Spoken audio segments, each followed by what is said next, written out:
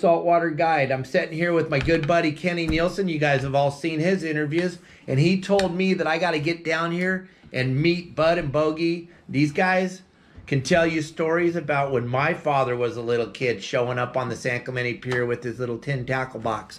So we're going to sit down like we always do and tell some stories. We don't know where this is going or where it's headed, but hang on because I bet it's going to be a bitchin' ride. So hang in there. Here we go. Kenny, tell me about your buddies here. These guys are your legends, and it means a lot to me for these guys to be your legends because you were mine. I met Bud and Bogie when I was probably 10 years old, maybe younger. Well, you'll never believe this, but Kenny used to wear my shirt. Sometimes I'd buy new shirts, I'd give them to Kenny. And he could wear them easily. Sometimes they were too big for him. He was about 8 years old. Yeah, I don't know. Wow. 8 years old. My dad built some apartments. Kenny was never little, was he? Oh, he was little. He was smaller than I am.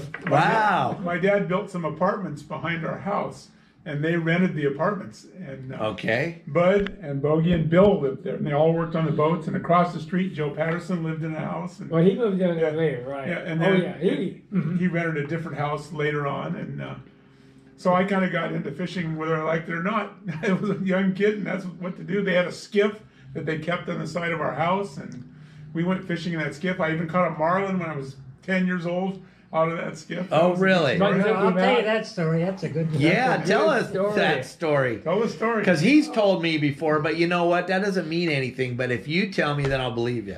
Okay, we had a little radio in our truck that you could get the fishing boats. I don't know how that worked, but it did. And I was listening one day, and I was in the wintertime, or fall, we'd quit fishing off the piers. And I heard the boat called the Five Bells. It was a big yacht that belonged to the Packard Bell Company. And they Okay. were coming down the line from Newport. And they were about off Dana Point and coming on down. And they had, were fishing marlin. Well, the weather was beautiful. It was flat, calm weather. And so we said, got Kenny and Bogie in the boat, and we said, let's go marlin fishing. So we went down, launched the boat off the pier, and went out and we caught some mackerel. And we put them in a gunny sack to keep them live, and wet gunny sack. And then we started out, and here comes the Five Bells. And a marlin came up between us and the Five Bells. And we were all rigged up and ready to go. And we put that mackerel out, and by God, we hooked that marlin up. And Kenny landed it. took right away from the Five Bells. Yeah, didn't just you? right on this On your skiff. Big old yacht. You just took it Yeah. right away from him Yeah. on You your took skiff. that fish home, didn't you? And hung it on And we hung it on the telephone pole yeah. In, at in Fisherman's your, Alley. on In the side of your Fisherman's Alley. house? Fisherman's Wow. Alley, yeah. Crazy. Yeah, that was a big fish, It wasn't was it? That was your first marlin. 137 pounds. Yeah, Yeah. that was the first marlin I ever caught. Yeah. How cool is that? And when you say, here's something that my guys don't understand. When you say you were all geared up, now look at, nowadays, when we're all geared up, we have a 2-speed with braided line and a top shot of fluorocarbon and a big giant circle hook. When you say you were all geared up, what do you mean you were all geared up? Come on, tell the guys. We had a Penn 68, Yeah, I remember that. which was a wide spool reel, and I can't remember the 2-to-1 ratio. or 2-to-1 something. gear But you ratio. never know this thing is 2 speeds. Yeah. I remember your dad had one of those conversions that he put on Yeah. his reel. Oh yeah. It was put on a splitter. I remember those, the conversions on the squitter, Yeah. the little gearbox that went on the Right. side, right? But you know, we never have fished with it. Well, we're old-fashioned fishermen. I guess we're like your dad. We don't have any $500 reels or $400 reels. We were still using 113 to fish thresher sharks. 6-aught. We did it all Yeah. the time. Black Yeah. ones, right? The Yeah. black 6-0s, or did you Four have? O's, 4 O's. They're 4 red. O's. Oh, the red 4-0, right. 113. And we had the Spectre on there, and we caught lots of threshers on those. Nice. I'll let you know, we had some problems sometimes. We had to follow the fish. We'd almost get stripped. But Okay. we got them Back in the day, you were catching threshers rod and reel when no one else all the was, huh? time. We fished for the market. Okay. So you're Fish for- commercial fishing. yeah. Yes. So you guys fished all the time. When Kenny met you, you guys were already fishing. But something brought you. What brought you to fishing? Well, I'll tell 'Cause- you how it started. Please. We used to fish San Clemente. Okay. Back in the late 40s. We come down every Friday night. We go out on the pier, We came from Glendale. fish on the California. pier, Okay. and we had a great big floodlight. And we get up and we'd unscrew one of the light bulbs on the pier, plug in the floodlight, drop it down into the water, near the water, and fish. I don't know how For long we bait. fished, quite a while. For live bait. And Okay. other Little, fish. like With your Lucky little Joe's. Lucky Joe, four fly. Yeah. Four Lucky, fly. lucky buds, not lucky And hands. then at night, we used to go down and sleep on the beach. Okay. And the city didn't do that. They didn't bother us at all. the city And later they built cabanas, so then we sleep in the cabanas. At Yeah, night. they had some nice, the old swing type. Down in San Clemente. Yeah. Really? But you couldn't do that today. No. No No. way. But we never even thought about anything. And then we take a vacation, and Nelson Cook was running the Mustang. He says, "Why don't you guys come up? You can sleep in my garage, all three of you, Bill and myself." And You're like, really? Yeah. Because that's the captain Right on, telling you, huh? You're doing whatever he Yeah. says, right? That was really a good deal. And then you got to go out on the boat. Well, yeah, but we pay our way most times. But they give us a pass occasionally. I Okay. don't know why. We were just customers. We were Right. customers. But he saw you had the passion. I Yeah. guess That's what it is, We, man. we used to take the third week in August off for vacation, Bogie and I and my brother. And we we would fish barracuda and sell them. Here we go again, guys. Just like all the old timers tell Yeah. you. Think about this. Those slimy barracuda that y'all hate. Now, who Here we sold- go. Nelson Cook's deckhand, Charlie Brownell, took us up to Delaney's Fish Market in Laguna Beach. Okay. That's where we'd sell the barracuda. Wow. We thought it was the greatest thing ever. To sell fish and get money, oh, huh? Yeah. That was it. Yeah. That was the deal. Absolutely. And I guess they put the passion in us for commercial fishing. Because you just got to fish and make money. Made money. Yeah. But what I did, we wanted to keep the fish really good, so I took 2 gunny sacks and sewed them together. And we wet it up and tied it on the rail. And we catch these great big log barracudas, which probably today nobody'd ever believe it, but they were that big around and stuck 3 inches out of a gunny sack. They're probably tail, that far, 6, out of 7, the 8 gunny sack. pounds.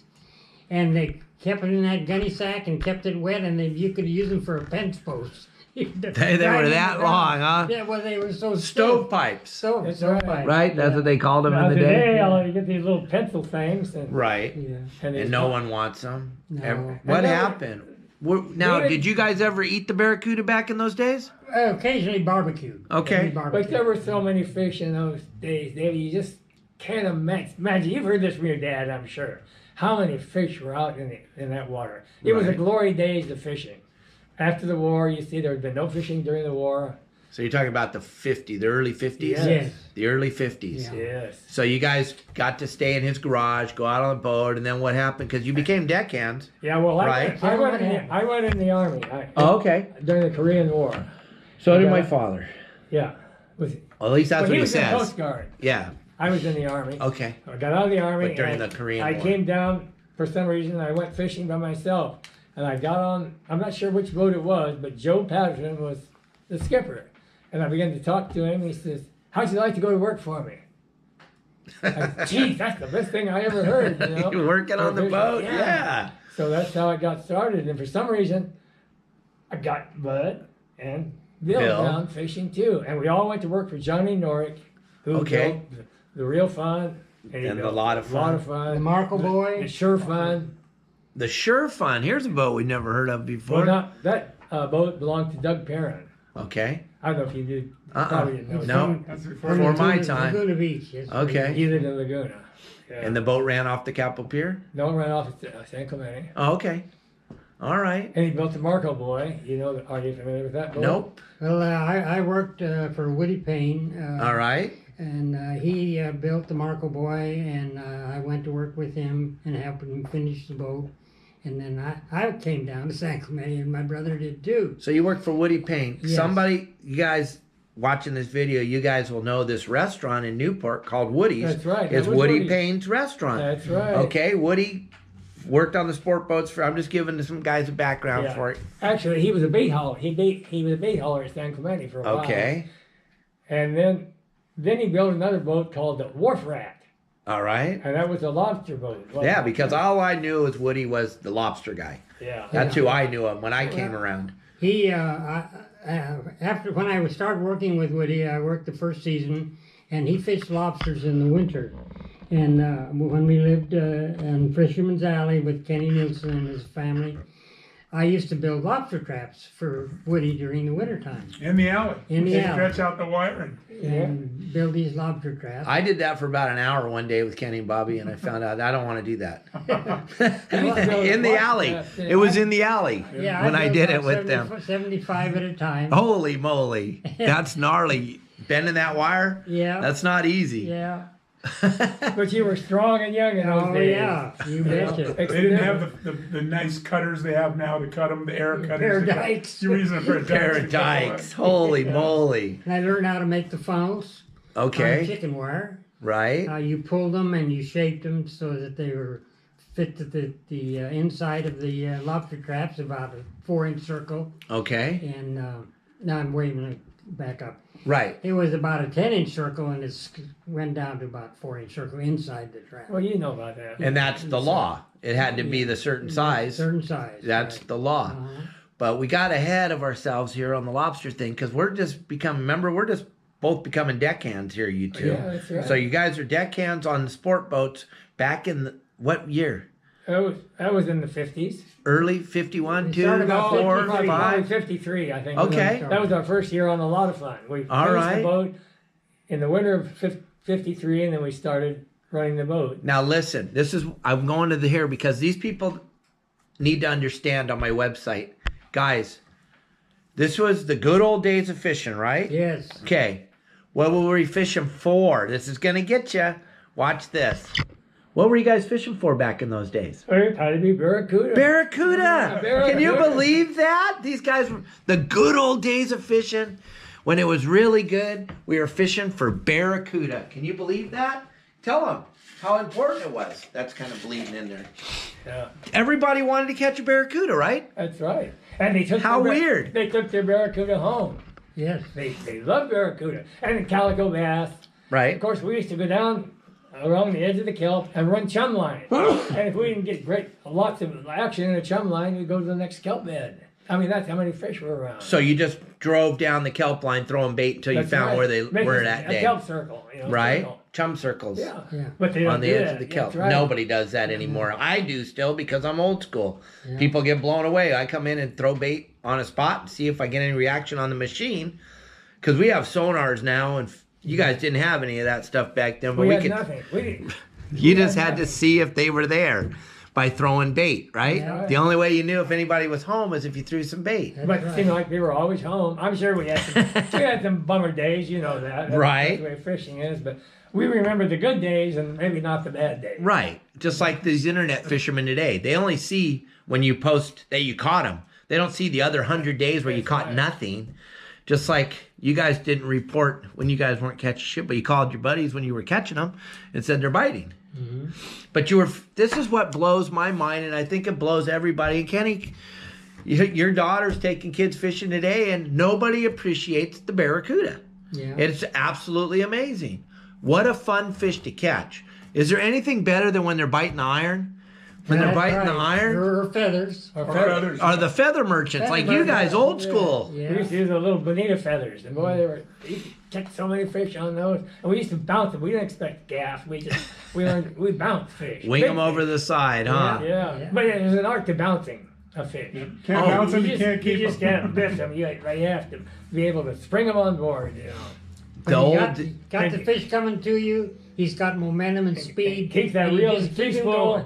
right. Drop him right at your And feet. drop them right That's at your right. feet. Don't hit your buddy in the face That's with right. it. That's right. And don't Be try to ready lift if them that around. jig comes flying out of its mouth so it doesn't kill somebody next to That's you. right. But the thing that I find that's so unique is every single one of the legends on our website that we talk to, they all talk about barracuda. That is, here we are. I didn't tell you guys to talk about barracuda. This is just how it goes. This is where it goes. Every old timer, Kenny grew up fishing barracuda. You guys grew up fishing barracuda. We loved the springtime when the barracuda came when I was a kid. Throwing the iron, we learned how to cast because we wanted to throw the iron to catch barracuda. The feather merchant thing was gone. I learned that when I went up to San Pedro fishing on the Matt Walsh one day. I saw the guy fishing with a chrome sinker, and then a piece of wire coming off the chrome with a little Jap head. I don't mean to say that. I'm not trying to be politically incorrect.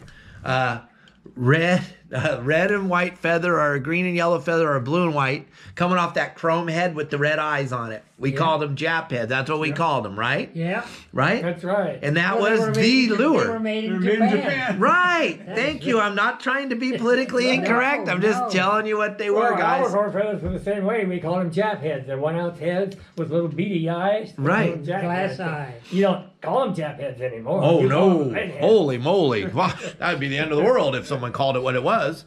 That would be it. Go ahead. Well, Tell I'd like us. to give you your